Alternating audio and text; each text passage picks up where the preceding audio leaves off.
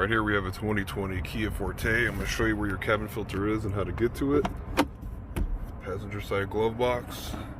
Go ahead and remove these glove box fasteners right here. You're just going to turn them counterclockwise and they just pull right off. Okay, there's one here, one right on the other side.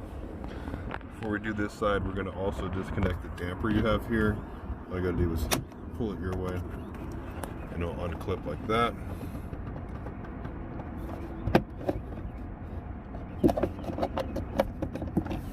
The glove box would just lower then. The cabin filter is located right in this compartment here. To open the door, it's going to squeeze these tabs on the sides. And the door will come right off. Your filter right there, just note the airflow direction right there. So you can put your new filter in the same way. It's the sides here. Just pull this guy right out.